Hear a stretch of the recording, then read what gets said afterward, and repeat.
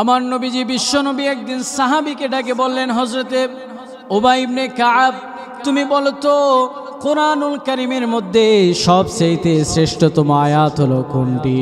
হযরতে উবাই ইবনে কাবকে যখন বলা হলো, উবাই ইবনে কাব বলেন, ইয়া রাসূলুল্লাহ, আল্লাহ এবং তার নবী ভালো জানেন।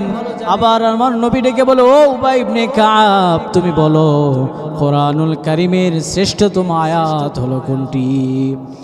হযরতে উবাই ইবনে কাব বলে, আমি দেখেছি আমার নবী একবার দুইবার আমাকে জিজ্ঞেস করেছে, তার মানে তো বলতেই হবে। হযরতে উবাই ইবনে কাব বলে, ইয়া রাসূলুল্লাহ, ইয়া হাবিবাল্লাহ, কোরআনুল কারীমের শ্রেষ্ঠতম আয়াত হলো আয়াতুল কুরসি। নবীজি এই কথা শুনে উবাই ইবনে কাবকে কাছে নিলেন।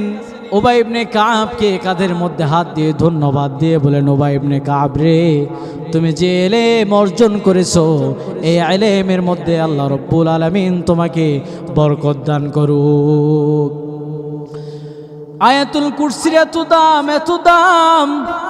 আমার নবী বলেন, কেউ যদি আয়াতুল কুরসি পাঠ করে প্রতিটা নামাজের পরে, আয়াতুল কুরসি কেউ যদি পাঠ করে, আল্লাহ তাআলা বলেন তার জান্নাতের পার্থক্য হলো দুনিয়ার হলো মৃত্যু। মৃত্যু হতে দেরি হবে, আল্লাহর জান্নাত পেতে দেরি হবে না। আমার ভাইয়েরা, এইরকম ভাবে আরো অনেক আয়াত রয়েছে। আল্লাহ এক একটা আয়াতে এক একটা মুআজিজা দান করেছেন। আমার ভাইয়েরা, কোরআনুল কারীমের শেষে আল্লাহ একটা ছোট্ট সূরা দিয়েছেন, সূরাতুল ইখলাস। সেই সূরার এত দাম দিয়েছেন।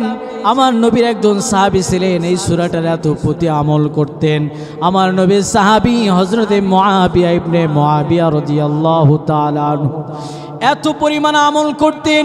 এই নবীর সাহাবী এত পরিমাণ আমল করতেন, নবীর সাহাবী যেদিন মারা যায়, আমার নবী জিহাদের ময়দানে ছিলেন।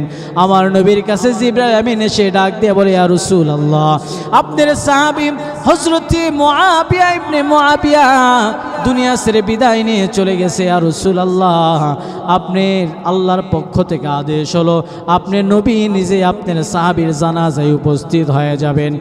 নবীজি দেরি করলেন না, হযরতে মুআবিয়া ইবনে মুআবিয়ার জানাজায় উপস্থিত হয়ে গেলেন।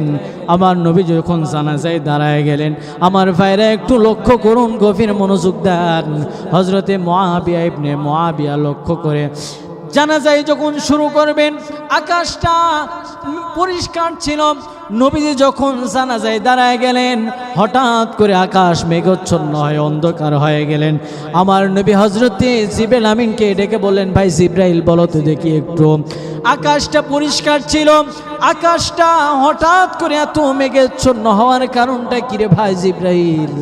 জিবরাইল বলে, ইয়া রাসূলুল্লাহ, আমিও তো জানি না, তবে এতটুক জানি গো নবী, আল্লাহর পক্ষ থেকে আসমান থেকে আপনার সাহাবী হযরতে মুআবিয়া ইবনে মুআবিয়ার জানাজায় শরীক হওয়ার জন্য হাজার হাজার ফেরেশতাগুলো উপস্থিত হতেছে।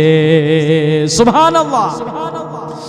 আমার নবী বলেন, সাহাবী, ও আল্লাহর ফেরেশতা জিবরাইল, আমার এই সাহাবীর জানাজায় ফেরেশতা পর্যন্ত শরীক হয়, বলো তো এমন কি আমল করেছিল যার কারণে আল্লাহ এত খুশি হয়ে গেছে? আল্লাহর নবীজি কে আল্লাহ তাআলা ডাক দেয়া বলে, হে আমার বন্ধু, আপনি শোনেন, আপনার এই সাহাবী হযরতে মুআবিয়া ইবনে মুআবিয়া রাদিয়াল্লাহু তাআলা আনহু সূরাতুল ইখলাসের এত পরিমাণ আমল করত, এত পরিমাণ আমল করত, আল্লাহ রাব্বুল আলামিন তার প্রতি খুশি হয়ে আল্লাহ তাআলা আল্লাহর পক্ষ থেকে তার জানাজায় ফেরেশতা নাজিল করতে শুরু করেছেন।